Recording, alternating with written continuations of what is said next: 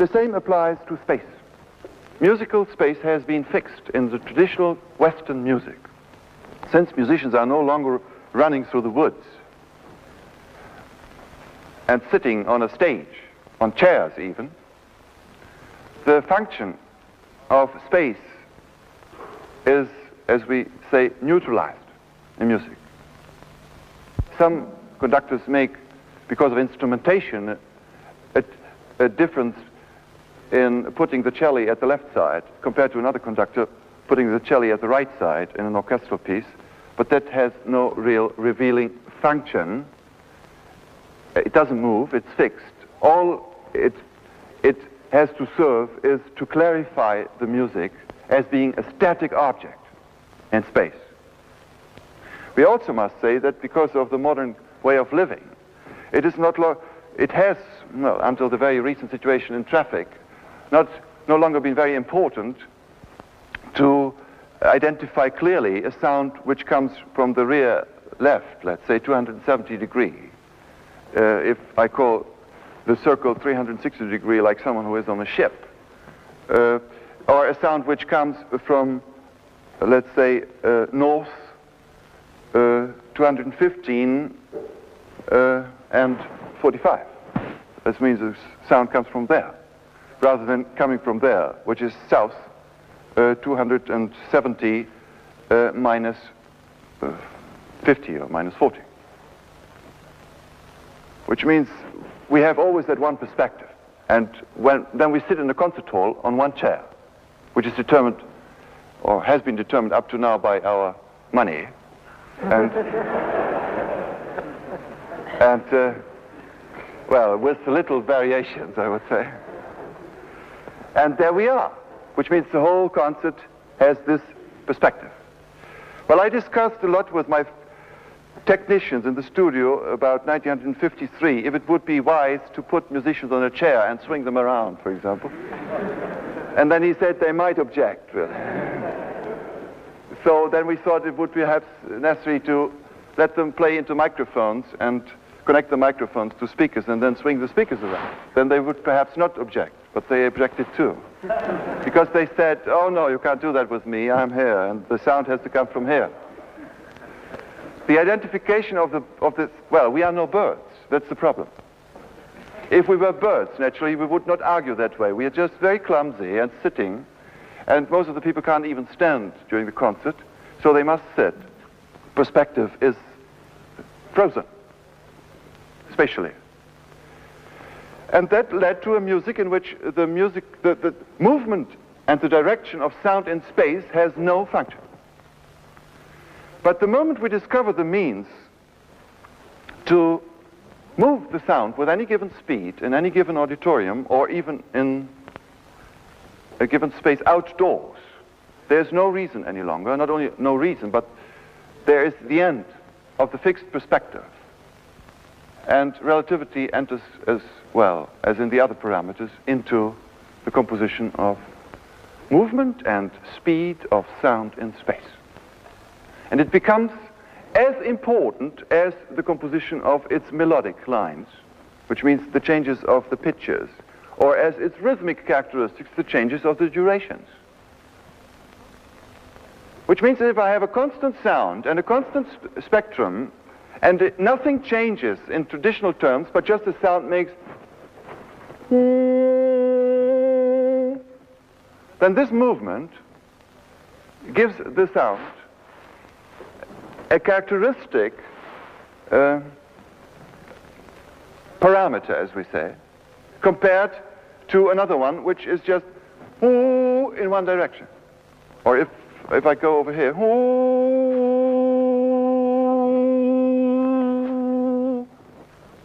you see how it changes. And changing rightwise, clockwise or counterclockwise, or being at the left side, in the rear or in the front, or alternating like in a dialogue between rear left and front right, etc. These are all configurations in a space which are as meaningful as intervals in melody and harmony. So since that time I begin to speak and to compose and to find a notation of and for melodies in space, which means going up or down in space, or describing a certain configuration in a given space with a certain speed. And the extreme of this concept I have reached happily and with a lot of diplomacy, I must say, 2 years ago at the World Fair in Osaka in Japan. I collaborated with an architect and I had the chance to realize an object which I described in 1956. It is a spherical hall seating 600 people on a platform in the middle, which is sound transparent and light transparent. The people come up on rolling stairs, and then they can sit down wherever they want. There are cushions. The Japanese like this.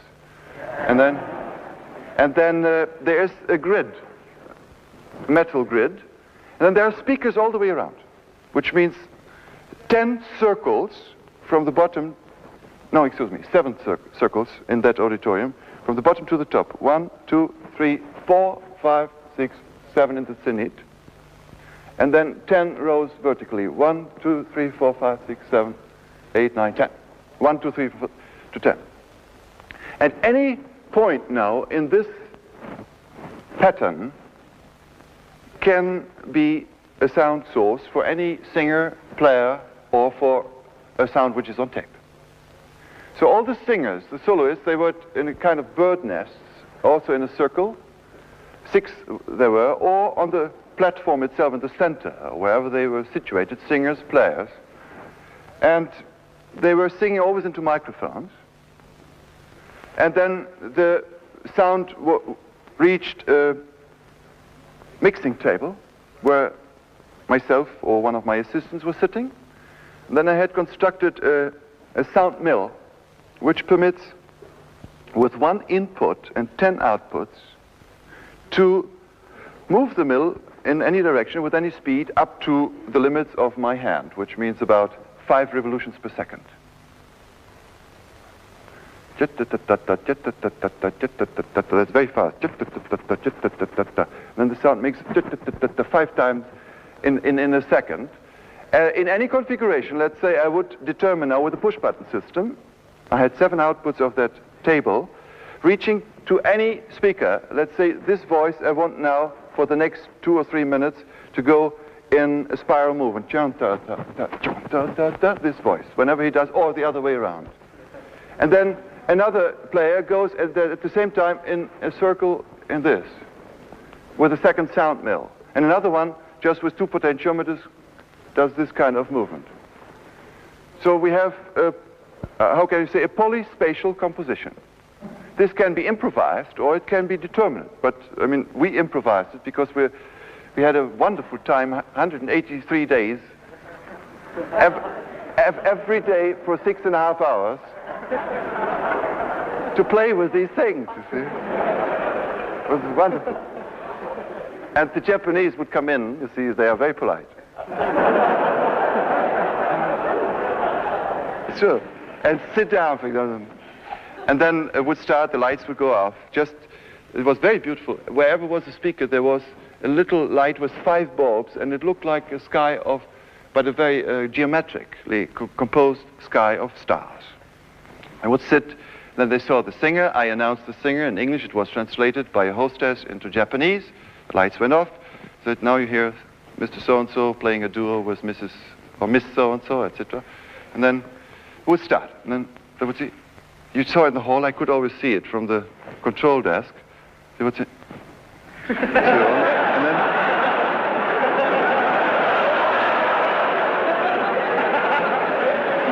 would go like this, and then the other way.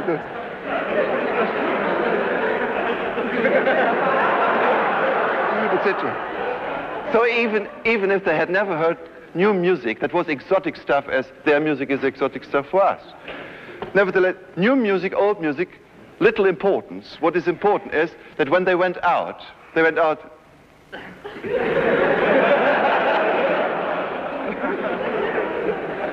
I was very happy.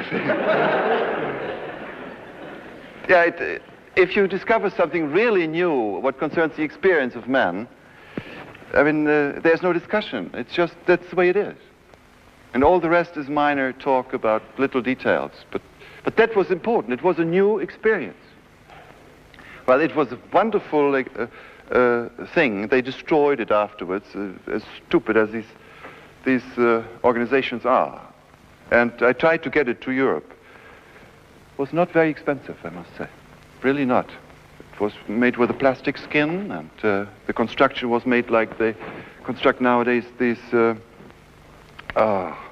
scaffoldings for building houses, etc. It was very well made, and it worked. Acoustically, fantastic, I must say. Everybody said a sphere never sounds well. You have bouncing sounds which go up and down. It sounded wonderful. No problem. Very good acoustics. Good reverberation time. Everything was fine.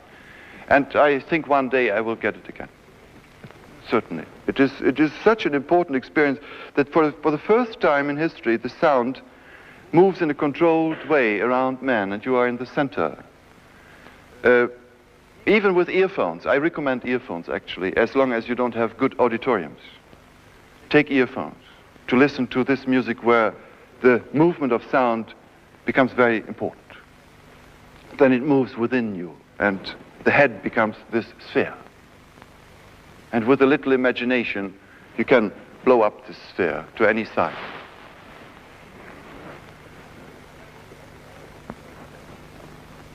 What I want to add to this concept, new concept, which, for example, now I cannot show you, I have a 2-channel tape recorder. This thing there. And I have put it on 4 speakers in the 4 corners. 1 channel here, 1 channel there. Even the rotations that are in the original and all these movements, the sound going up the walls, coming down the walls, etc., in certain configurations, and then going in spirals up and down, I can't really make them here. We did last night in London.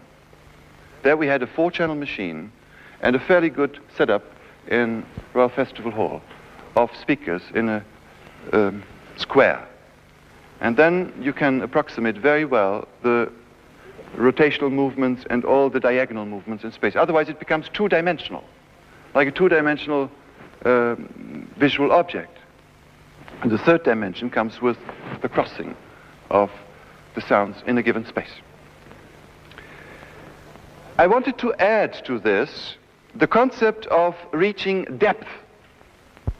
The multi-layered spatial composition means the following, that not only the distance of the sounds remains constant in a circular or any a spherical movement around the listener, but that a sound can move away as far as we can imagine and come extremely close to the listener. And these are completely different characteristics, so I'm very careful when I say that up to now I have reached only 6 layers superimposed in front of each other acoustically, and that it is very difficult to add more layers. And the next example will show this. You hear these sounds which we heard last in the previous example and which are in the forefront and very dense, noisy. They cover the whole range of audibility, and nothing can pierce through this wall of sound, so to speak. And then I stop it all of a sudden, and you hear a 2nd layer of sound, and you become aware, it was already there, but I wasn't aware of it. You hear it, and then this stops again. I cut it like with a knife, and then you hear another layer. I cut it again, you hear another layer, which is in the back.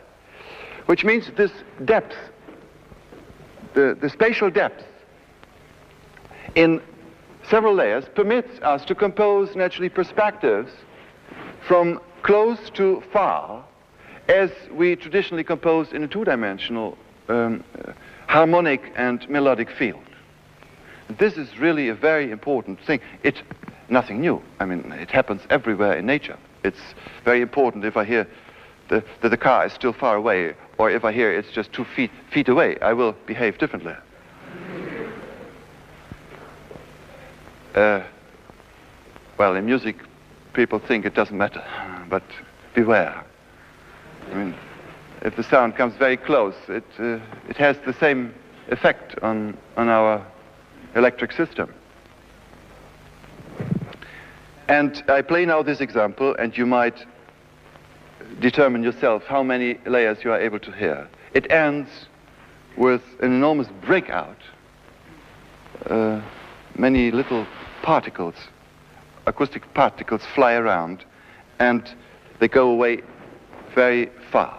Why is this a typical characteristic of electronic music? Why has it not been already in a Mahler symphony where he says the trumpets should blow outside of the hall? Naturally it has, but it was fairly primitive. Because playing soft or loud is not all of it. It is part of it. But imagine that someone is whispering very softly, very close to your ear, and a thunderstorm or a rocket is going up about 10 miles away. Then you're still aware that the whispering is very soft, but it's close. Whereas the rocket is extremely loud, but it's very far. And you are aware of the fact that it is very far. Now, two things are necessary, naturally, in such a composition is that we know what we are hearing. If we have never heard a sound before, we don't know if it's far or close. We must have heard it in the context of the music several times in order to know how it sounds when it sounds closer or further away. And there is something now very important about our concept of perception. Our concept of perception dates back, as you all know in the meantime, to Mr. Gutenberg. Which means, since we write, we are verticalized, and since we write, everything has become visualized and visual. The truth, the concept of truth, of perception, is entirely built on the visual. It has led to the incredible situation where nobody believes someone else if he doesn't sign it. And you know, all the fields of our social life are based on the visual. It must be proved visually. What you cannot see, most of the people do not believe. And this leads us to the very strange statement of most of the people when a sound in a given hall is moving away very far and coming close, and they say, well, that's an illusion. It has been technically made possible because nowadays they have the means to make the sound as if it were far, they say, as if. Which means they distort it to such a degree that it sounds like a sound which has been produced far away, reflected by the leaves of the trees, by the walls, and reaches my ear only indirectly, having been broken. And by that it becomes, as we say, distorted. It has noise factors. Naturally, we can produce these noise factors artificially. On the other hand, the sound which reaches me directly comes as direct as possible from the sound source to my eardrums. The closest, naturally, with earphones. It's the closest possible sound. And the unreflected sound also can be produced artificially. There they have found the means to make the as if possible, they say, that it sounds as if it were very far or as if it is very close, with the combination of dynamics, intensity, plus degree of distortion. The purer the sound, the closer it is, and also, we must say naturally, in an absolute sense, the louder it is, the closer it is. The combination of dynamics and degree of distortion give that impression of far or close. And we can do this synthetically, naturally. We don't need to run 3 miles away in order to give to a certain sound the characteristic of a sound that in life, in nature, seems to be 3 miles away. Now I come to my point. When now in this new music, where the many layers of sound, one behind the other, occur, then most of the listeners cannot even perceive it because they say, well, the walls have not moved. So it is an illusion. Well, and then I say, the fact that you say the walls have not moved is an illusion, because you have clearly heard that the sound went away very far. And that is the truth. And it is very doubtful if the walls have not moved or not. That's even had nothing to do with this perception, which means that we absolutely believe in what we hear as much as formerly we believed in what we see or saw. They see, they open their eyes, and they say, aha, well, no, there are the walls, so that was an illusion. The sound has not really moved away. There you are. Think about this. That makes it so difficult for new music to be really perceived, because there's a block in most of the people. They say it is as if, or they can't even perceive it, because they can't imagine, they can't separate themselves from the imagination someone, a bird or a car, must go 3 miles away before I can hear a sound 3 miles away. So they identify the sound with an object that must be in a given space away for a certain distance. And that's what we are struggling with, and that's what changes man naturally one by one if such music is more and more perceived in its real conditions. Just as, how can I say, a beginning of your own discoveries, I say these things and I cannot follow them up tonight. I play now the next example, and please listen to this excerpt of Conductor under the perspective, and only under the perspective, of the multi-layered sound composition. How many layers you can hear, how a certain background, what we call a background, becomes a background because a little figure which sounds like Crowe, R, it makes 2 or 3 times, and which is very close, makes that background be more even than it would be alone, sound like a background, and on the foreground we have these clear figures, which are more dry, as we say in sound, less reflective, etc. And then it ends, as I said, with this explosion in a closed space. It sounds like in an echo chamber, and it is in an echo chamber. Being far away in a closed room or being far away in a park is totally different. Can we switch off the light?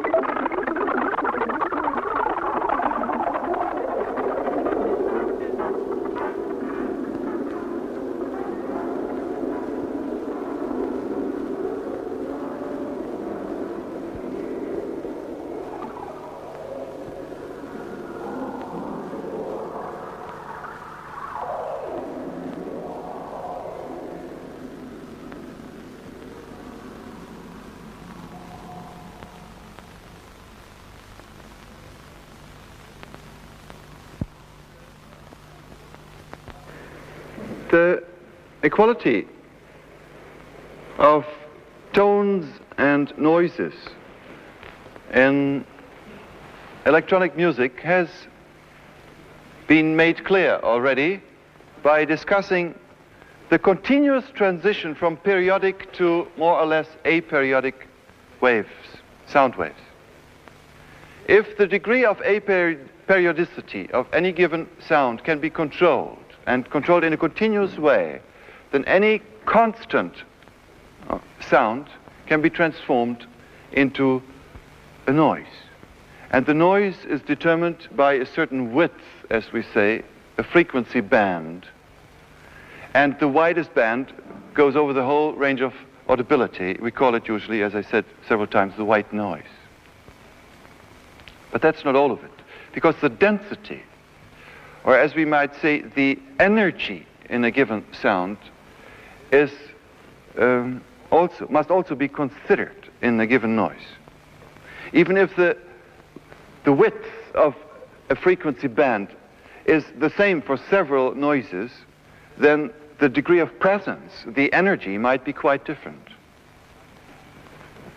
And I can simply say the means are available nowadays, the electronic means, all sorts of filters or modulators, to transform steady sounds into what we call aleatoric.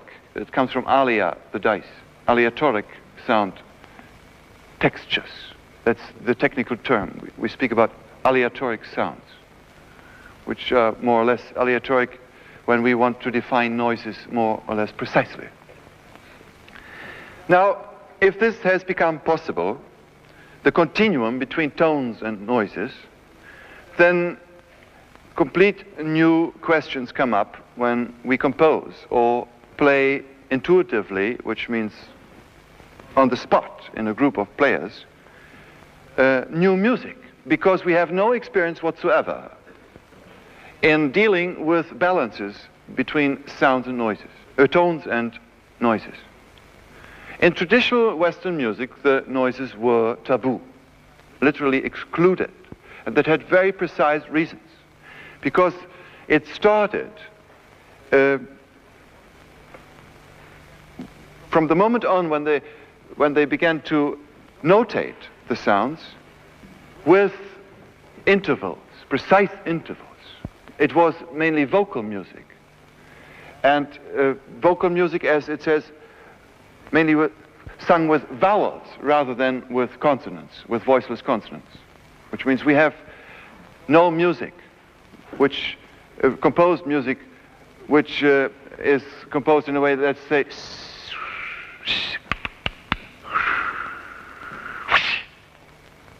if I do this, then they say that's no music.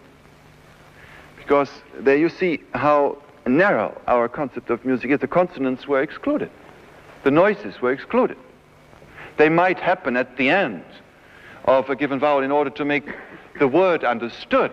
In our daily language, we have all the consonants in order to clarify the meaning of certain acoustic events. But in music, they had no function, just accents, yes, or it, to end clearly a sound, or ta, to start a sound very clearly. But the integration of the noises of all sorts has happened only since the middle of the century. And mainly, I must also say, through the discovery of new methods to compose this so-called continuum between tones and noises. Now, any noise is musical material. And one chooses for a given composition among this complete set of different degrees of noises and tones in a given scale, or in a scale that is determined by the composer. The balance between tones and noises is not at all a numerical one, which means when I want to finish off, like in conductor, with a situation which balances out the tones and noises. In the example you just heard before, I said we have reached the extreme of noisiness. And in the moment we started with, we had the extreme of clear pitched tones because we wanted to follow the melodic line of that tone. Now I want to deal with the whole scale of timbres between aleatoric and periodic ones, and I certainly cannot use as many noises as tones, because noises tend to cover up, to blur, and they are more primitive, so to speak. One has to be much more careful if one wants to establish balance between the two in a given section. One must reduce extremely the number of noises as compared to the number of tones. And there we are really discovering complete new principles of musical articulation. For example, in this particular work, I have worked with 42 different scales. If you don't know what that means, a piano is one scale, which means you have the half-tone scale. An octave is subdivided into 12 equal steps. Now imagine you have 42 different ones. The octave being divided into 13, 15, 17, 23 steps, etc. And I have used a scale of scales, where the degree of proportion from one scale to another one is constant. And then I have bound a particular scale to a particular family of tones or noises which I have used. Just to say it simply, the noisier the sounds which I have used, the noisiest were 2 octaves wide noises with a band of 2 octaves wide in conductor. For them, the scale was the largest and most simple scale in conductor, only fifths, major fifths. So over the whole range of audibility, I could compose a noise which has 2 octaves wide only 11 times. That was it. 12, as you know, 12 fifths make about the range of an octave. But the more narrow the sound was, the more it approached the pure tone, the finer the scale. This is the principle I have used. As a one-to-one relationship, when I used a certain family of noises or sounds, I used a certain scale. Because I found out that with the purest tones, you can make this most subtle melodic changes, which are much, much smaller than what you read in books, that they say 80 to 81 is the smallest interval we can hear. That's not true at all. We can hear much smaller intervals if we use sine waves. And if the sine waves are not broken, but if I do it in little glissandi, so that I can really feel that little change. The micro tones, as we say, go much far beyond of what we are taught about the old Chinese system, or of what you read in physics, in books of physics or perception. But it depends on the tone. You cannot just say any tone can be used in any interval relationship. There you are. We discover new laws of relationship between the nature of the sound and the scale with which we compose the sound. So harmony and melody are no longer abstract systems which are filled with any given sounds that we find as material, but there is a very, very subtle relationship nowadays between form and material, and I would even go so far that form and material have become one. That is the most important event, to my opinion, in the 20th century, that in several fields you cannot split any longer the material from the form and say I use this material and put it into that form, but that a certain given material finds its own and its best form. It has its inner tendency to come into its best form, so to speak. Material and form become one, and the forming is automatically based on the research of the characteristics of a given material. And it's no longer an abstract concept, form or material, of matter and form.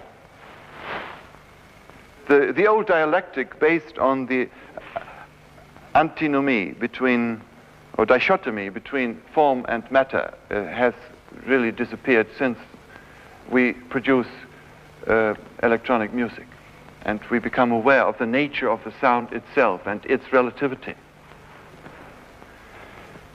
I play now the last section of Conductor, and you might judge yourself if in that section I have achieved what I tried to achieve, a balance between tones and noises, between sound events that have clear pitch and melodic lines and noises which have a less precise melodic lines and have this band characteristic and the cover effect, etc. I play now the end of Conductor, and we switch off the lights again, and as I said before, try to follow the many lines and the many layers as much as possible, because I'm sure you will not hear this sort of music so soon again. Switch off the lights.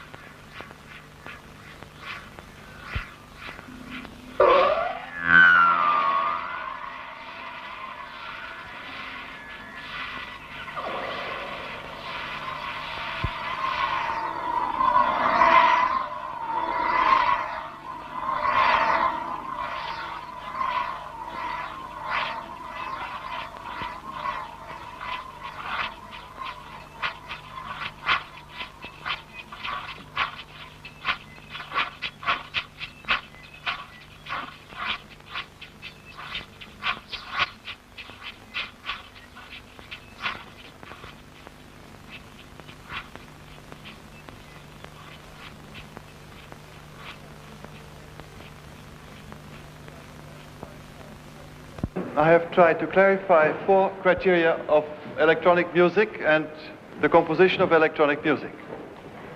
The first one was the unified time structuring. The second one, the splitting or the decomposition of the sound. The third one, the multi-layered spatial composition. And the fourth one, the continuum of tones and noises and the equality of right given to tones and noises in new music.